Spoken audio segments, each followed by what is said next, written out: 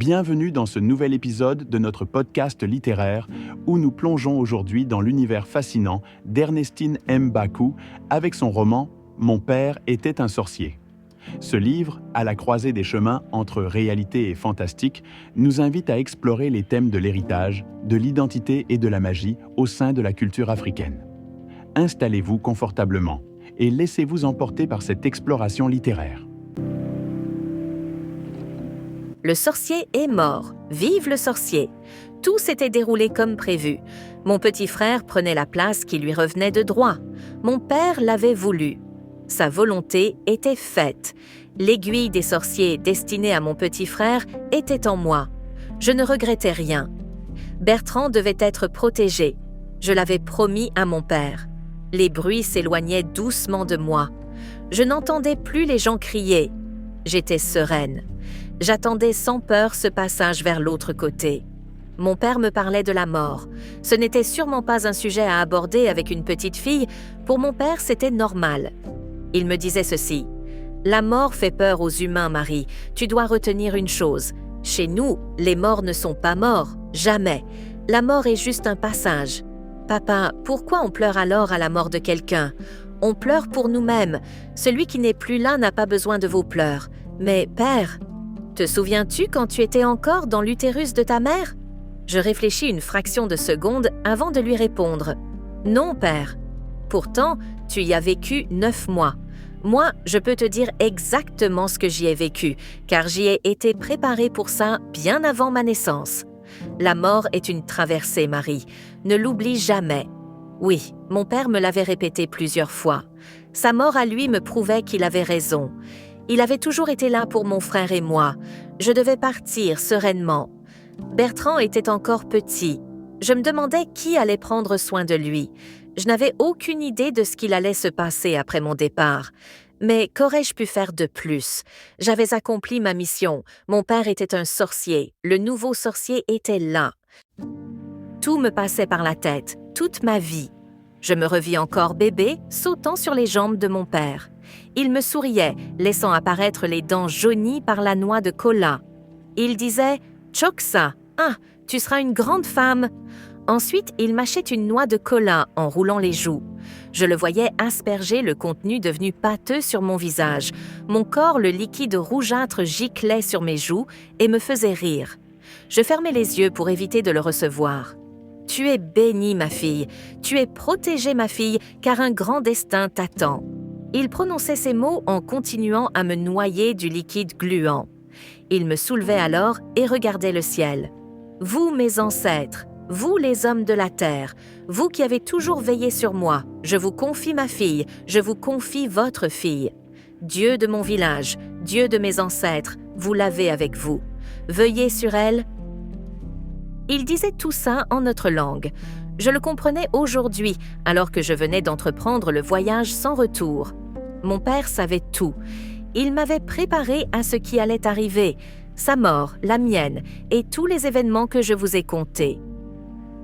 La porte nous permet de comprendre ce qu'on n'aurait pas pu étant vivant, Marie. Mort, on est parfois plus utile que vivant. Il faut mourir pour apporter le réel changement. Mon cerveau de petite fille ne comprenait pas. « Quoi, père? Tu comprendras un jour ce que je te dis. En attendant, ouvre bien les yeux. Observe, même si tu crois que tu ne comprends pas, tu comprends. Un jour viendra où tu te serviras de tout ceci pour revenir à la vie. » Le discours de mon père était énigmatique, sa mort encore plus. Que dire de la mienne que je ne comprenais pas? Alors que je flottais au-dessus de la foule, je me demandais si j'avais vraiment mené à terme ma mission. Était-ce ce que mon père avait désiré pour moi? Je voyais mon petit frère continuer à pleurer dans les bras d'oncle Jean. Ma mère s'enroulait au sol en poussant des cris de détresse inhumains. Elle venait de perdre sa fille unique. La cérémonie se terminait sous un fond de drame. Il ne pouvait pas savoir que ce n'était pas encore terminé. J'étais animée par des sentiments ambivalents. Je voulais me rassurer que tout avait été fait convenablement. J'avais protégé mon petit frère jusqu'au sacrifice ultime. Bertrand était le nouveau sorcier. Il allait continuer l'œuvre de notre père. Mon rôle était terminé. Je n'avais plus le droit d'être là. Le voir si désemparé me fit mal. Comment pouvais-je avoir mal alors que je n'étais plus dans le monde des vivants? Je ne comprenais pas. Mon corps était encore là, allongé. L'un de mes frères vint avec un drap pour me recouvrir. Il ordonna à la foule curieuse de se disperser. Je devais être transportée dans la case familiale. Après, je le vis, celui qui avait tiré. Je le reconnaissais, c'était un cousin. Il s'était rallié à mes frères pour mettre la main sur la succession. Je le vis pleurer en disant combien il m'aimait. C'était si bien joué que pendant un court instant, je me demandais si je ne m'étais pas trompée. Comment avait-il obtenu l'aiguille des sorciers? Je ne savais plus quoi faire, continuer ma traversée ou rester là pour avoir le fin mot de l'histoire. Le compris en voyant l'homme poser une main sur son épaule pour le consoler. J'éprouvais une grande envie de m'élancer vers lui et de lui cracher au visage. « Laisse-le, c'est toi le méchant !» Mais je n'avais pas assez d'énergie pour mettre en exécution mon envie. Je sentis même avant de me retourner une main sur mon épaule. Je me retournais violemment. « Papa !» C'était mon père. Je le voyais devant moi comme il avait toujours été.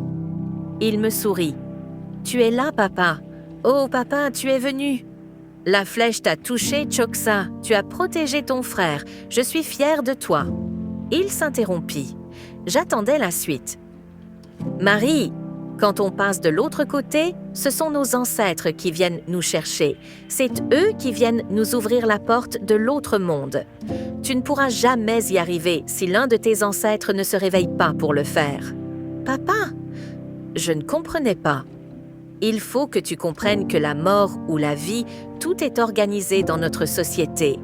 Rien n'est laissé au hasard. Tu es morte pour les hommes, mais au fond tu es vivante. Tu me suis... Perplexe, je secouais la tête de gauche à droite. J'étais de plus en plus perdue. Je suis celui chargé de t'ouvrir la porte, mais je ne le ferai pas. Tu sais pourquoi? Que dis-tu, père? Je n'appartiens plus à ce monde-là. Je montrai de la main la foule qui était en train de se disperser. Tu vas y retourner? J'eus un sourire amer. Père, tu sais bien comme moi que la mort est irréversible. C'est toi qui me l'as dit un jour. Tu as aussi dit que celui atteint par l'aiguille du sorcier mourra, rappelle-toi. Je sais ce que j'ai dit, ma fille. Rien n'est faux, rien n'est vrai. La vérité varie avec le temps et les saisons. Tu n'as pas retenu exactement ce que j'ai dit. Chaque détail compte, Choksa, l'aiguille des sorciers.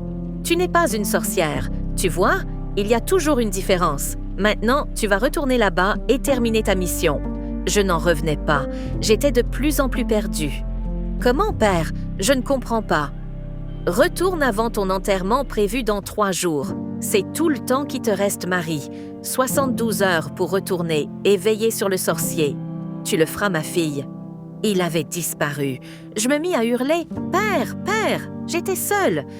Si vous souhaitez en savoir plus sur mon histoire, cliquez sur le lien dans la description de cette vidéo. N'oubliez pas de partager et d'aimer cette vidéo. À bientôt pour une nouvelle aventure littéraire.